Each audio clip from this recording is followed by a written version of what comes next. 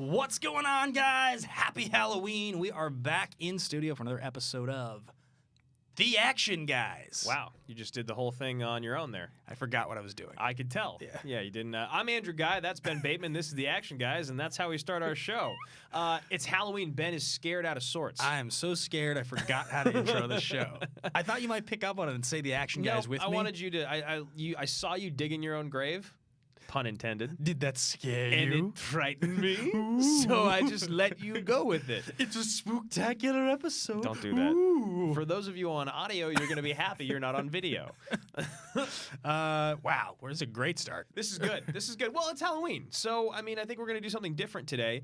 We always talk about action movies on the show, or at least action movie adjacent, but we figured instead, because we just talked about The Shining on Action Movie Anatomy, which is not an action movie by any means, doesn't follow any of the rules on the show that we've had for 4 years, but we love it, and we wanted to talk about it, and then we realized it came out in 1980 on the dot. On the dot, and it got us sort of thinking, on the show this week, my actual thesis statement was that The Shining is the most enduring horror movie of all time. That was my thought on the movie, and it got us sort of thinking about comparing it to some of the other most classic horror movies, especially the horror movies in the sort of like modern era of filmmaking, ones that we grew up that were referenced, that had actors we recognize, actresses we recognize. And so we decided we wanted to do an episode chronicling the most iconic horror movie of each decade back to the 1960s. Yeah, and what's really interesting about this is what defines an iconic horror movie? Is it a movie that you heard gave people nightmares for years? You heard people freaking out in theaters? Is it just because it's been parodied 100 times in other movies, other comedies, other horror movies? I think it's all those things. I think the parody thing is really important because something I was talking to a guy yesterday about this. He was like, I've never seen The Shining. He was like, but by the time I saw The Shining,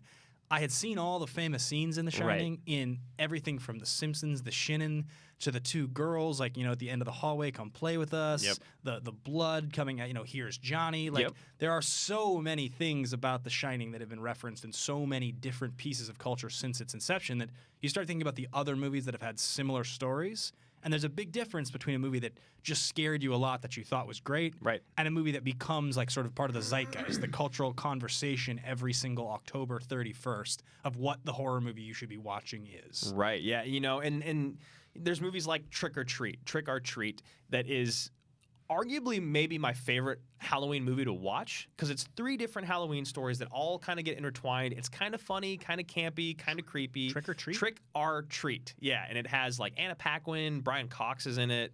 Our boy. It's a really cool, like, if I had to pick one movie to kind of be like, this is Halloween in a movie, that would be my choice. Interesting. But there's other movies that came out around it that are obviously much more impactful, much scarier, and that's one of the things that we kind of had to go through and pick out because almost in every single decade, there's like 3, right? There's like 3 to 5 movies that we were talking about where it's like, oh, it could be this. I guess it could be this, but it has to be this one. Yeah. And I guess we're going to talk about why we came down to the 5 movies that we did or 6 movies that we did. Yeah, I think it's going to be a really fascinating conversation. It's one that I know, it's funny, we've said this a couple times on AMA today where we talked about The Shining.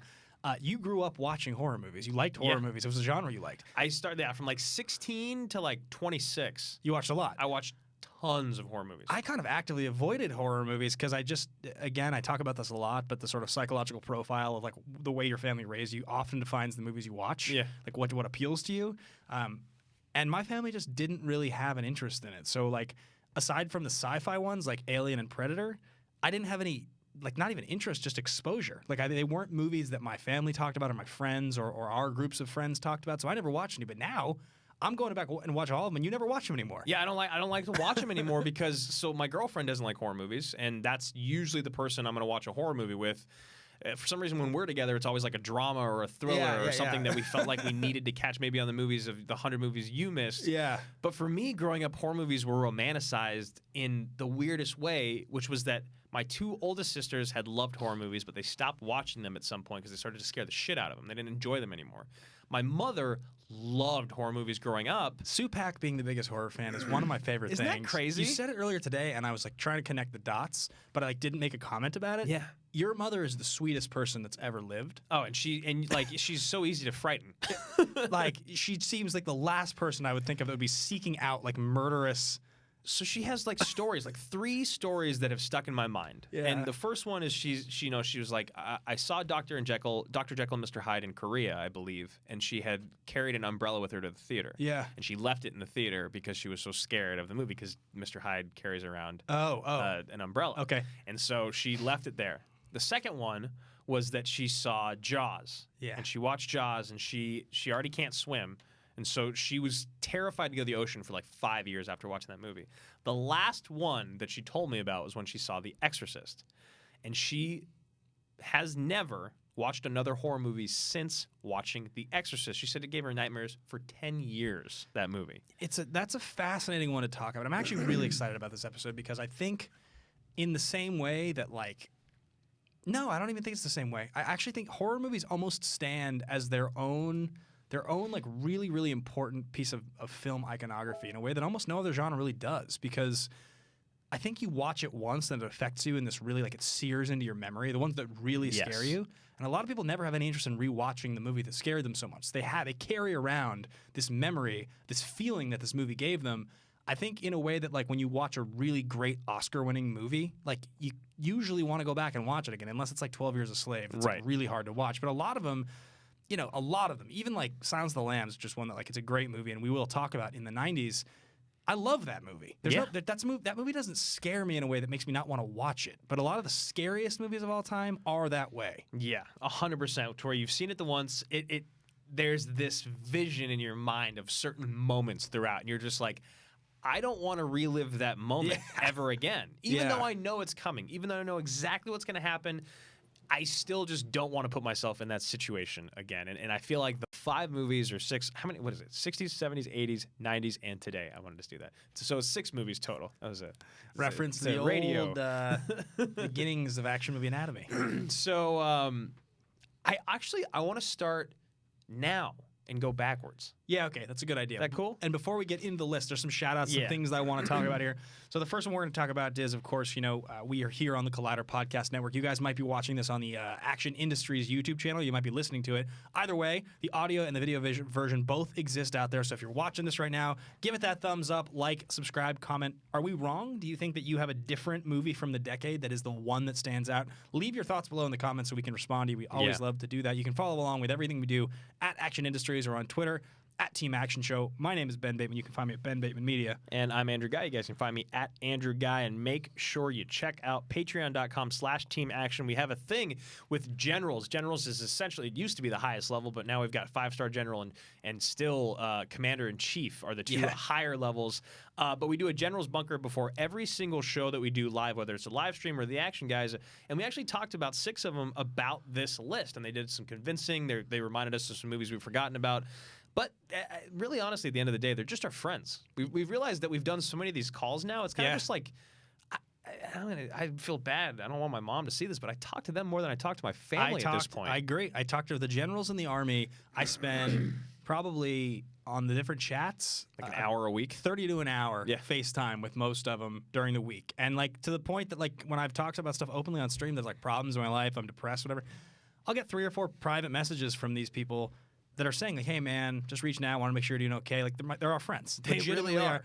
We check on our, so I think it's really cool. And if you guys stay tuned towards the end of the episode, we're going to talk about a brand new perk, kind of a big expansion that we're doing with the Patreon. Specifically, it's going to be starting on Sunday. So stay tuned. We'll talk about that. I want to make sure we get to the show first. I think we'll do it a little towards the end of the show. Yeah. So let's start right now with the 2010s, the most recent film that we think is going to live on forever as an icon. And I think it goes hands down without a doubt. I think this is actually the easiest one. 100%, and it's Get Out. Yeah, I mean, there's a couple reasons that Get Out makes this list as the one.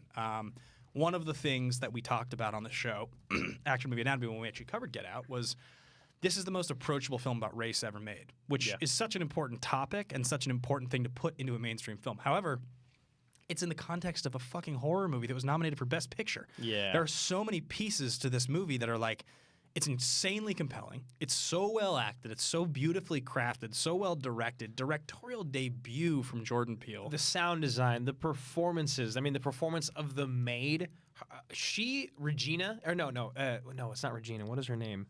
I can't remember her name. I have to look it up in the movie. But like her performance alone, which isn't even one of the leads, is horrifying and beautiful. The tear. I mean, she's just so good. And the movie's amazing. Georgina? Yeah, it's Georgina maybe. I have to look it up. Go ahead.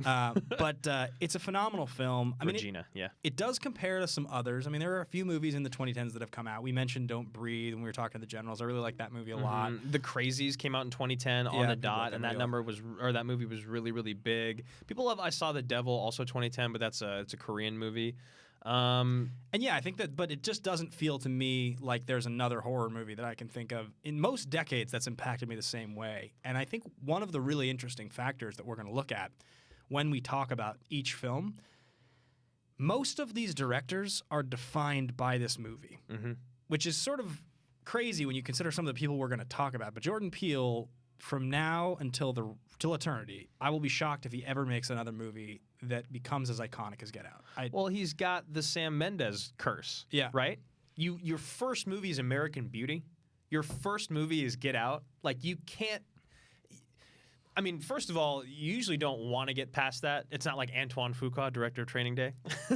But it is one of those things where it's like, this will be the thing for Jordan Peele forever. It won't be Key and Peele. Won't even be the movie that maybe he wins Best Picture or Best Director for in 10 years from now. I mean, Us was pretty good. It was fine. It was really above average. Us was really good. Like, it looked awesome. It did a lot of things really well. And I think what was so important about Get Out was, if you look around and you type in the best horror movies of the 2010s, and it's starting to happen again. I mean, you're seeing it now. You're feeling. I mean, it happened with Cabin in the Woods. Was a little bit interesting. Hereditary was a very unique horror movie, really good. But this was one where it was like, this makes you think about everything.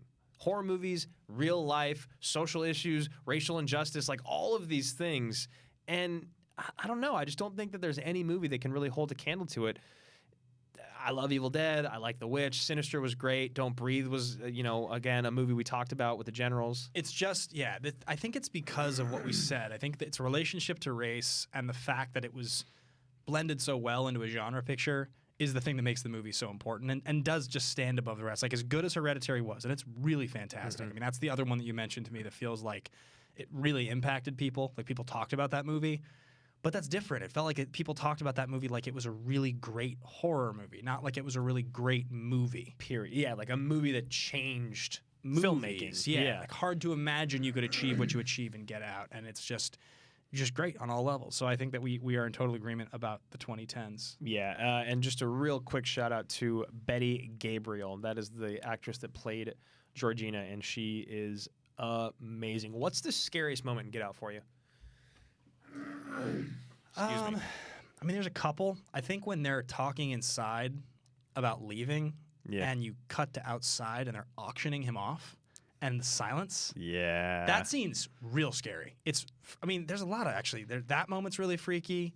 When you realize, like, when his girlfriend's looking for the keys and then she stops and she's like, I can't give you the keys, babe. Yeah, that moment is. She's great in that movie. So good. I love her creepy phone call with his best friend. Yeah. When she's like crazy, but she's just keeping a deadpan face while she's saying all of it. And isn't she eating Fruit Loops and she's drinking milk, but they're separate to separate the white from the color? Yeah, that's exactly. That's one of the things they talk about. And again, just like the subtle undertones. But yeah, she's eating the Fruit Loops with her hand, drinking the milk through a straw. My favorite thing about Get Out is how he fucking ruins the whole family at the end of the movie. Yeah. It's not one of those bullshit horror movies where you're waiting for him to do this. Don't do that. No, don't go in there. Don't do that. You gotta make sure he's dead. He makes sure everyone is so very dead. Yeah. And I love that because it's happened so many times in other horror movies where it doesn't happen. They escape. And they come back or like you had we were talking about Misery the other day and you were like, and then that moment where like he knocks her down, but then clearly she's not dead, so they have to have another battle and then he kills her. That doesn't happen in this. It kind of does with the brother, but you think the brother's dead because he bashes his head in with a croquet ball. Yeah, isn't it starts out with Bradley Whitford and he like stabs him with it starts with the brother and he first hits him in the head with the ball. Yeah. And you think he's dead, but he's not. Then it's the Bradley Whitford thing. He stabs him with like a poker from the fire, maybe? It's the antlers from the deer mounted on the wall. And he impales him. Through his head. It's insane. How does he kill Catherine Keener? Does he strangle her? So what I love about how he kills Catherine Keener cleaner is the first thing that happens is they have like this showdown where they're staring at each other, and then he knocks the glass off. Yeah, and then it's like, oh, you're mine You're now. dead because you can't hypnotize me anymore. And then he just chokes her out, which I love. Yeah, and then I think I'm trying to remember how he kills his girlfriend. Does he run over with a car? So the girlfriend is the thing. It's where he's running away from the house, and the grandma's in the car, and they wreck. And then it's actually the grandpa that is awakened after the picture gets taken of him and that shoots her in the stomach. Yeah. With the rifle. But even the end of it and how it's like the thing with horror movies always happens where it's almost about to get away, but you don't quite get away. And then of course the friend pulls up in the cop car and it's like happy ending. And it's like a good comedy moment too. The friend has a line. That movie's just fantastic on all levels. TSA. Yeah. It's just fantastic on all levels. It's like it just executes in a very modern way what a horror movie should feel like, and it's such sweet revenge. And the fact that it deals with race gives you such a hatred for the villains. Yeah. It's just and the way, phenomenal. And how matter-of-fact they are. So, and the comedy, that's one thing that we didn't touch on, is like everyone was like, oh, and it's so funny. And when you finally watch it, you're like, oh my God, this is actually really funny at some parts. The writing is just great. He's a great writer. So I think, Get Out for me is the obvious 2010s. Now the next decade gets a lot more complicated. It really is the stone cold opposite. Yeah. There's so many different movies that did so much for horror film making, whether it's zombies, whether it's vampires, whether it's like the live cam in-house, whether it's gore porn, whatever it is. Yeah, because I think if you think about the 2000s and kind of what you had come off of, right? I mean, we're going to talk about decade by decade, but the reinvention of the horror genre that was happening in the 2000s was there was this big run of movies post Blair Witch Project, because that's like 99, I think. And so the whole early 2000s, you have like Saw, you have The Grudge, you have Hostel, you have The Ring. They're all coming out. Others, The Orphanage, The Descent. They're all coming out within 3 or 4 years of each other. Final Destination. It's like 2002 to like 2007 had like something like 7 or 8 really notable.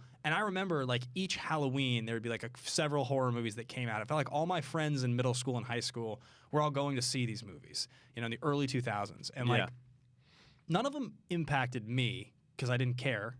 And they didn't have the kind of impact that Get Out had, or like, Alien has on people, where it's like, this is the scariest movie in the world. You have to go see it. Well, and it also, what was crazy is, I mean, and it happens in every decade. You go back and you look, and there's literally hundreds released in a decade. But for some reason, there was something about the 2000s where it was almost like, because of the success of Blair Witch, it was like every single person needs to make, every production company needs to make, and every actor or actress needs to star in a horror movie. Yeah, I think you started to see it then in the 2000s as the digital era was becoming more prominent, that studios, production companies were like, oh yeah, so you can make a really cheap horror movie and it can make a lot of money. Like, this is a thing we should do. And then as you got into the 2010s, now you see tons and tons and tons of low-budget horror movies, because the production companies like Blumhouse have figured out, if we spend $3 million and we do 10 movies for 3 to 5, right, and one of them makes 70, they can all be flops as long as one makes money. So we can just and that's when and as long as there's that one good one with Blumhouse Productions in the beginning, then we get to keep making these. And that's why you have the kind of horror movies you have today.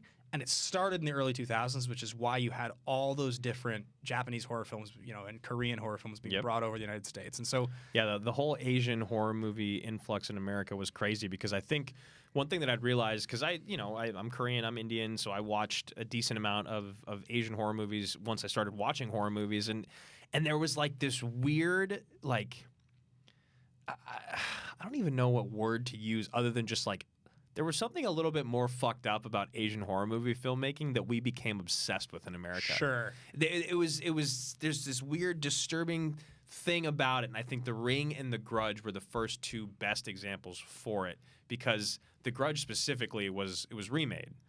You're talking about the Grudge was a foreign film that got made in America. Yes. With Sarah Michelle Gellar. Yes. In a red halter top. Yes. I need to bring this up on air. Yeah, because you might as well. we did a trailer reaction to the remake of The Grudge today, which looks insane, on Popcorn Talk. So you guys can go watch the reaction to that. It looks like a sweet trailer. So I just have this memory, and it could be dead wrong, but I have this memory of The Grudge, and it's a poster or the box cover of The Grudge, and it's like you see the mask, right, or the face or whatever. It's like the mask is Saw. And Sarah Michelle Gellar is standing on the cover, and she's got like her arms crossed, or they're down on her sides, and I think she's wearing like a red halter top or like red pants or something. I think it's like black pants, red top, and she looks kind of tough.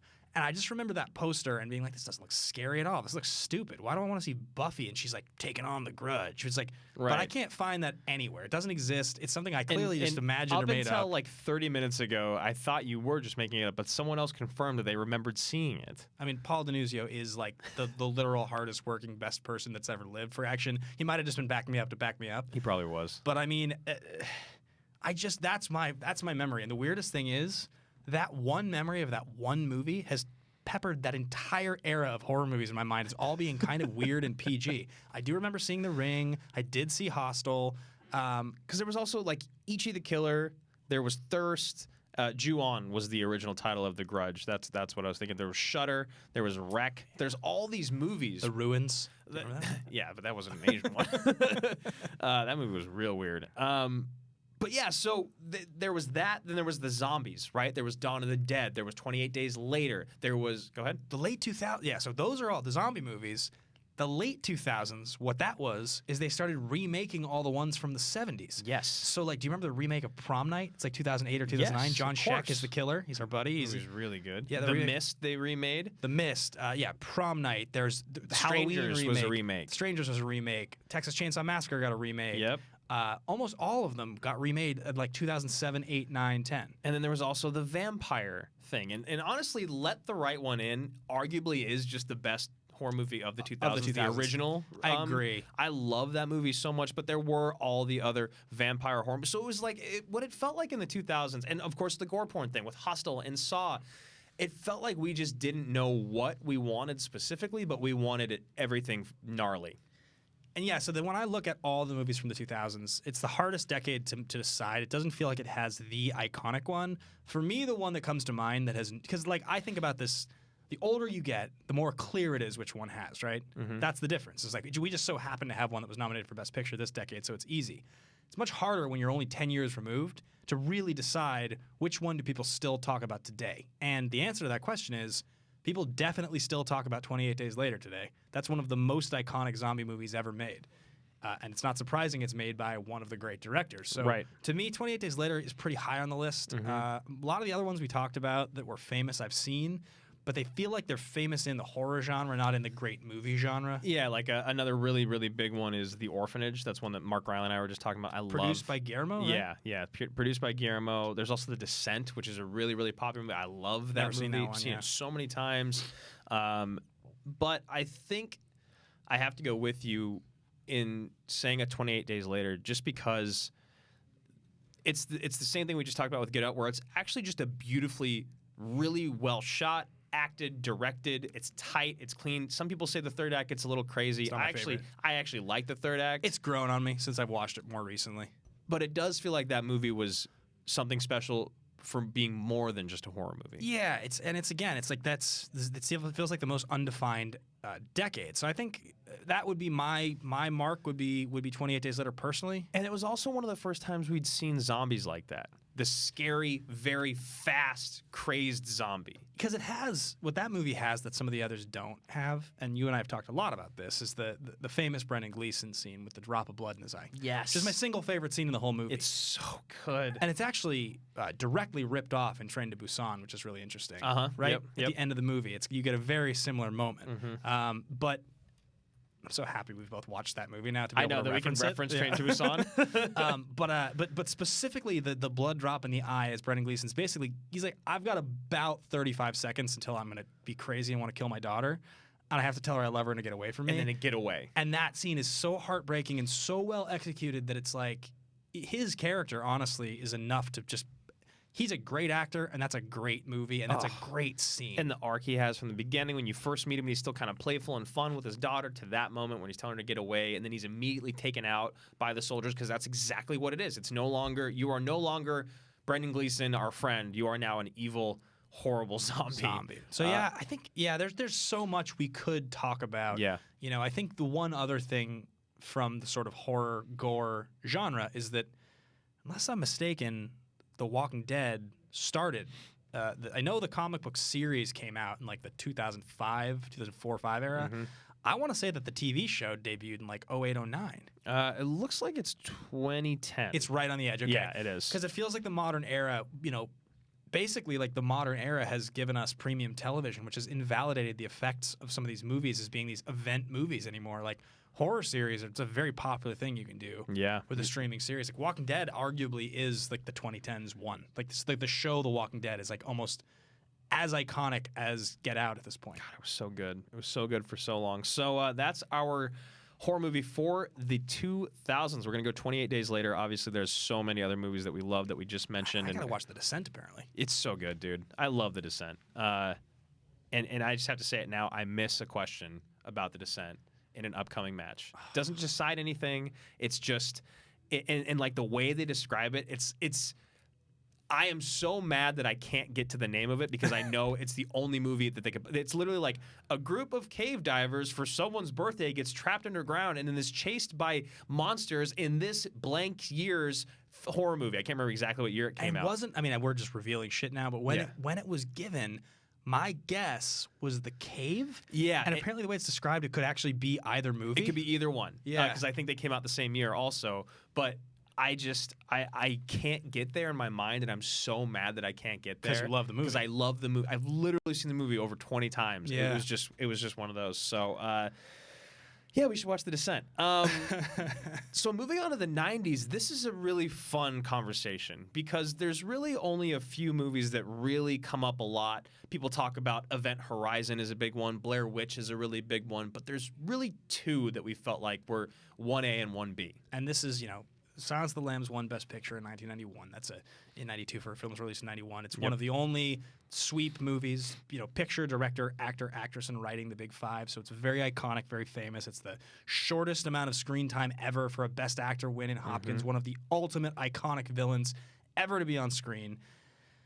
But in the weirdest way possible, when people use the phrase horror/thriller as a genre, like you'd see it at a video store, it's truly one of those movies that makes you feel like you have to define which is which, because it is kind of both, but it does feel like more of a thriller to me than a horror movie. And the more that you and I have competed in the movie trivia schmodown, it feels like fantasy and sci-fi need to have their own slices. It feels like horror and thriller need to have their own slices because they're so very different. And I agree, because we try to talk ourselves into it, right? We were saying that like it's a movie about a serial killer who's a cannibal who helps you catch another serial killer who's wearing young women's skin as a bodysuit and making lampshades out of it. Like terrifying. It's horrifying. Yeah. But for some reason, it wasn't as scary as The Sixth Sense, and it wasn't quite as important to horror movies as Scream.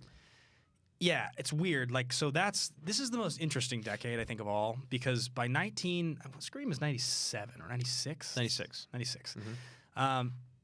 And by the time Scream came out, the whole concept of Scream is to literally take the genre and make a self-referential film that's super meta and funny and kind of scary, but mostly funny about the horror genre. Right. It's like being an expert of watching horror movies and then surviving the horror movie. It's making so many direct references to films like Halloween and films, like not supernatural ones. It makes direct reference to like killers. It's like the slasher movies. It's like the slasher movies, the slutty girl, the jock, the high school party, the drinking, like all these things that we've seen a million times in every single other successful horror franchise are all put into this movie, but they put a twist on it. Yeah, and it does feel like because this movie was so successful and the sequel was so successful, that's what revived the genre to get us into all those early 2000s movies we talked about. Yeah. That whole entire run there now of like 6, 7, or 8 years of these kind of like targeted towards teens and high school kids movies, which is probably the way those movies were originally intended. Exactly. It's like go out, sneak out with your friends, watch an R-rated movie at the drive-in or whatever, because the other movies are Silence of the Lambs, The Blair Witch Project, and The Sixth Sense. But none of those movies are like summer popcorn blockbuster horror movies. The Sixth Sense is a thriller. It's a supernatural thriller. It's scary in the moments that it's scary, for sure. I mean, like crazy, skinny, naked Donnie Wahlberg at the beginning is pretty scary, and when you do actually see the dead people, that's pretty scary, and it's creepy. It's a creepy movie for sure, but it's not a horror movie in the same way that like Scream's a horror movie. It's like having fun and being campy, which is that's what Friday the 13th is. And like, and they did they were so smart with marketing and like showing Drew Barrymore so much, and then killing her in the first 10 minutes of the movie, like in a gruesome way. And the movie made $173 million back in '96, you know, which is just massive. So it does feel hard to not give it to Silence of the Lambs. Yeah, you right. know? I mean, again, it's like you talk about what movie has endured. They've both endured in their own way. Yeah. And again, like they've inspired movies, right? Like I don't think Cabin in the Woods ever exists unless Scream gets made. Yeah. Right. It's like you can't convince yourself of making a movie like that unless you have some reference point of like, yeah, I mean, being self-referential and kind of meta works. Like if you do this the right way, people like it. And the cast was stacked. Like Nev Campbell, Courtney Cox, David Arquette. Like it was. Yeah. These are like the cool people Jamie in the Kennedy, 90s. Drew Barrymore, Steve Ulrich. Is Matthew Lillard, right? Yep, Matthew Lillard's in there. Rose McGowan's in there. Yeah. $14 to $15 million to make, $173 million returns. It's so the template that they went on to do. Yeah, so it does feel like we're going to give the 90s to Scream. And I feel like if we're moving on to the 80s now, it kind of goes without saying since it was what kind of spawned this conversation. Yeah, and I mean, I said it earlier, you know, I think it's the most enduring horror movie ever made, and it's 1980s The Shining. Now, there's a lot of big horror movies in the 80s. This was an era that had a lot of big ones. You had franchises launched. You had Friday the 13th. You had Nightmare on Elm Street. You know, you obviously have all the sequels to those films. You have Poltergeist in the 80s. Mm-hmm. You've got... But it does feel like The Shining is on a level beyond all those movies. It doesn't feel like we're having the same conversation. The best of all those movies you're talking about, like maybe it's Poltergeist, but like that's a pretty fun, campy, supernatural horror movie that's kind of scary. The Shining is terrifying, and it looks modern today. For a director as famous as Stanley Kubrick, a man who made movies like 2001: A Space Odyssey and Clockwork Orange and like Doctor Strangelove, for his most enduring movie, really, to be The Shining, I think it is, more so than 2001 even. Yeah. I think The Shining is his most referenced movie. I mean, how often do you see anymore a 2001 parody, but you still will see a Shining parody in a modern cartoon today? Regularly. You will see Here's Johnny. And people that haven't even seen The Shining will say Here's Johnny as a joke because it's so easy to understand the reference. And, you know, the 90s is kind of an anomaly because that was when we were saying that it's almost seemed like every decade it has to be the movie that was just a better movie. And Silence of the Lambs definitely is a better movie than Scream and everything about it. But going back to the model we were following before where it's like Get Out is this, 28 Days Later is this, The Shining is a masterpiece. The sound design, the set design, the acting, everything about it is so incredibly well prepared, meticulously designed. You and I went back and watched it just this last week, and we kind of fell in love with it because it's so perfect. You're in awe, basically. Where it almost makes you take all the stuff. It makes you take a movie like Scream, which is great for exactly what it is, or all those movies from the 2000s we talked about. I mean, literally all of them. Hostel and Saw and The Grudge. Like, you watch those movies and you're like, yeah, this is like a good horror movie. Like, this is executed well. It's pretty scary. The villain's good. You know, like, don't go in there. And you watch The Shining and you're like, this could be one of the 30 best movies ever made. And it just happens to be a horror movie. This feels the most on level with Get Out that we've talked about so far, unless you're talking Silence of the Lambs, which is its own brand of incredible. But like, this movie, The Shining, just is, to me, the greatest horror movie ever made. It just is. It's the number one. It's so mind blowing that I could just barely even, like, watching it, I was just blown away. Yeah, I mean, it's tough because it's not terrifying, but there still are really scary moments in The Shining. When you go back and you watch the Room 237 encounter with Jack, when you go back and you watch Shelley Duvall discover his book that he's been writing, and obviously the end, like him chasing Daddy through the maze in the snow with this crazy, like... And he's just, he's starting to freeze, so like... and he's like... he's starting to freeze, and he's like... he's going crazy. He's like... Even more justification that the remake should have Hugh Jackman. Can you imagine freezing, screaming Hugh Jackman saying inaudible things?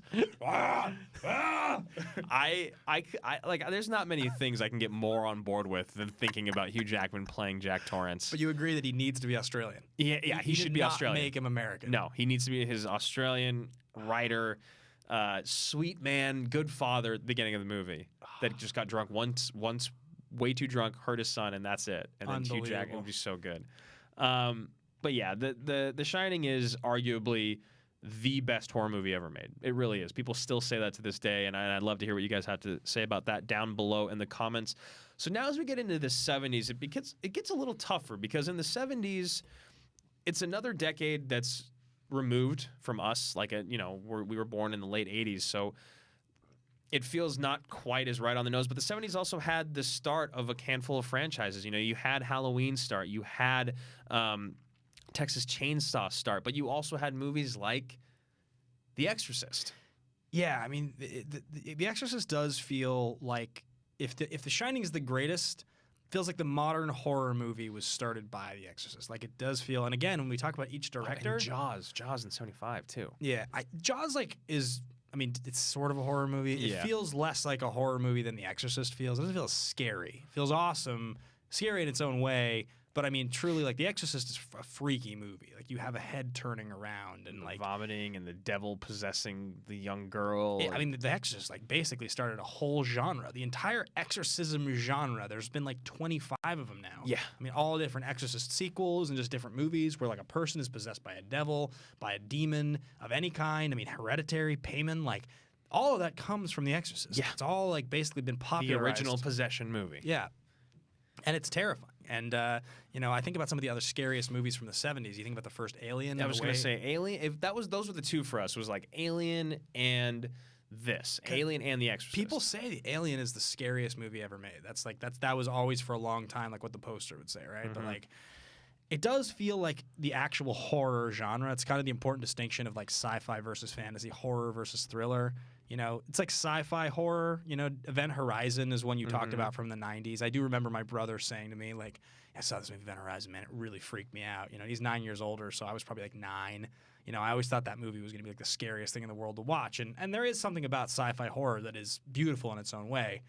But The Exorcist is like that supernatural horror. Well, and also like just the simple story of a sweet girl, a loving mother, and a priest and his apprentice, right? Yeah. Fighting against the devil. Right. Like, it's so simple, but it's so beautifully crafted. It's so well crafted and well acted by everyone on there because the actors are just so freaking realistic and believable. Like, I don't know. It's just one of those things where you go back and again, it's the study of the human relationships throughout that makes the devil part of it's that much more impactful. Now, it's been long enough since I've seen The Exorcist. This is what we were talking about, the director thing. Mm-hmm. It's weird that William Friedkin actually made 2 movies back to back that were like crazy, crazy iconic, and then the rest of his career just isn't. He made the French Connection and won Best Picture in 71, and then 73 he makes The Exorcist. 2 years later, he makes the scariest movie ever at that point. I think he makes a movie called Sorcerer right after, and then it's basically like To Live and Die in L.A., a few other movies, but basically those 2 are the ones. And like, The Exorcist just defined his career pretty much. Yeah, because it's weird because for Danny Boyle, definitely not. No. It doesn't feel like 28 Days Later is his movie. For Wes Craven, it's really tough because he's had so many moments. I mean, that's like the other reation that movie is so famous is that he had already made all these famous horror movies. He'd already done Nightmare. So it is tough. And then for Peele, yes. Kubrick, it's tough. People still say 2001. Right. People still say Strangelove. But yeah, that is a really interesting conversation to get into. Right. I mean, even if we're going back just slightly, like, well, we'll get to the 60s in a second, but like, I definitely do think that The Exorcist is the winner for 1970. For the 70s, it does feel like it's the the significant movie of that genre from that time, and it scared the shit out of people. I totally forgot about The Hills Have Eyes, the original and the remake. Those are also Wes Craven. I think Texas Chainsaw 70s too, right? Yeah, the original. Yeah, 74. It does feel like Wes Craven's has to be Nightmare on Elm Street. Just because it wasn't the first. Hills Have Eyes was first. Yeah. But Nightmare was just so massive. Yeah. Freddy Krueger is so huge. What is Nightmare, like 82? Nightmare on Elm Street is 84. 84, a couple years later, okay. He also did the original Last House on the Left. Wes Craven is just a master. Yeah, dude. right. He's such a legend. It's insane. Yeah, he did like just tons and tons of them. So, I mean, I think the other 70s movie we didn't mention is Halloween. That's the other one a lot of people would probably point to. And it does 78. Feel like Halloween, for me, it's the other like in genre most obvious choice. I would have to say it's probably the number 2 for me from the 70s.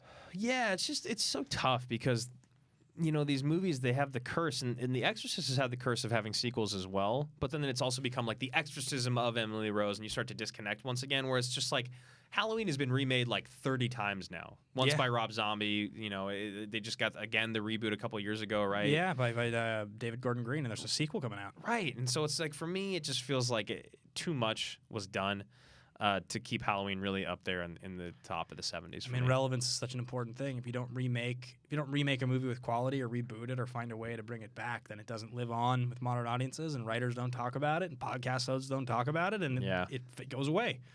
I mean, so I think we get back to the 60s, which is the last decade we're going to talk about here. And to me, there's two. Yeah, definitely. I mean, there's one that is, we just talked about Scream being the most self-referential with a brutal kill with a knife. The original brutal kill with a knife was Psycho. Yeah. I mean, and Psycho... People were scared to take bath or showers forever after that movie came out. I mean, Psycho, in a career of a guy who was the master of suspense. Yeah. Hitchcock made movie after movie that had these like creepy, high-tension, suspenseful scenes. It felt like he was the master of thrillers. And this is truly horror. 100%. There's Norman Bates is dressed up with a wig on, stabbing you to death in the shower, and He's the got blood, his dead mother living with him up in the house, and the blood running on into the drain. Like, it's the music, iconic in a way. It's the most iconic movie that Hitchcock ever made. Yep. It's one of his movies won Best Picture, and this movie is so much more famous. If I tell people name a Alfred Hitchcock movie, it's almost 100% going to be Psycho. Yeah. The chances of somebody remembering Rebecca is almost impossible. That just won't happen. I was like, what movie did he win for? Exactly. Like, most of his most famous movies are not Rebecca. I mean, he has a bunch of really famous thrillers, but it is Psycho, and it's not even close. Yeah, and I actually have only seen Psycho once, the original, and I've seen the remake with Vince Vaughn once. Me too. As well. And honestly, the remake isn't horrible. We were kids, right? I definitely watched it when I was like 12. Oh, I watched it again like within the last 5 years. Was good? It's not horrible. Okay. That's what I'm going to say. I mean, good is definitely a stretch. I want to see what it has on IMDb. I'm very curious. What is it like? Is the remake like Anne Hesh? Oh, 98, 4.6. Maybe it's worse than I remember. Is the remake Anne Hesh? Yeah. And it's Gus Van Sant, is that right? Yes. Yeah. And the original... And Julianne Moore. Oh, interesting. I can't remember who she is. Your sister, maybe? She's probably your sister. That movie... Maybe it is much worse than I'm remembering. The original Psycho is Vera Miles? Is that who it is who dies? Who gets killed? You mean the actress? Yeah. I'm having a hard time remember. Or is it like... I think, let me see here. I feel like it's Vera Miles. Janet Leigh? It's Janet Leigh. Oh, Vera Miles is in it as well, though. So they're both in it. I can't remember who gets killed. Okay. But yeah, so that happened. The remake of Psycho happened. But then the redeeming thing that happened was the TV series, Bates Motel. Yes. It's actually a pretty good show. Right, and then... it's a different show. Yeah, Bates Motel. People like that show a lot. I like that show. Yeah, I guess the only other 60s movie, again, if you get to the point that you're looking up the list of like the greatest horror movies ever made, you'll get back to some really deep stuff. You'll get to Freaks, you'll get to stuff from the 30s and 40s that's scary like Nosferatu and scary for different reasons, not freaky, but I think in the modern era, like Psycho is still scary. And the other one is Rosemary's Baby, which like Mother is a direct reference to Rosemary's Baby. Rosemary's Baby is Roman Polanski. It's the movie that made him the most famous at the time before I've never seen it. Yeah, I've never seen it as well. It's definitely on my list. It's for a pregnant woman who suspects that an evil cult wants to take her baby for use in their rituals. Okay. It's like usually in the top 5 when you look at the most famous horror movie ever made, and Polanski got more famous for other reasons as well as making Chinatown. And that movie has kind of lived on. Like, it's the most famous thing Mia Farrow ever did, I'm pretty sure. But it's pretty old, 68. I mean, that's you're getting back, 50 years. Whereas like Psycho still feels like, obviously when you reference Psycho, you're like, oh, that came out so long ago, but it still today feels like it's respected as being one of the greatest or original horror movies. Psycho is about to be 60 years old, and if you just go like, most people know what you're talking about. Exactly. Even if they've never seen either of them. Again, like the last Kubrick or the last Hitchcock movies made in like the 70s, and like this is 1960, and if you say that, most people will just say Psycho. He has like 5 movies that are usually in people's top 100 of all time. And Psycho's not even usually one of them. And like the fact that you can reference the Bates family or call someone Norman Bates even now, and like you can get like a rise out of half your audience, just again shows how iconic this movie really is. Because it's not because of Vince Vaughn's portrayal that people are like, oh, that's Norman Bates. No, a show called Bates Motel was made in the last 10 years because that movie was that iconic. Yep. So it's like almost, if you look at every movie on the whole list, there's an argument that I can make that Psycho's the most iconic of all. Do you know who plays Norman Bates originally? Because I wouldn't have been able to get there. In the original? Yeah. 1960? Is it like? No, he's too good. Oh, is it? It's not Gregory Peck. Mm-mm. Who is it? Anthony Perkins. Oh, yeah, I think I knew that at one point. I can see his face. I can see it getting asked in the showdown.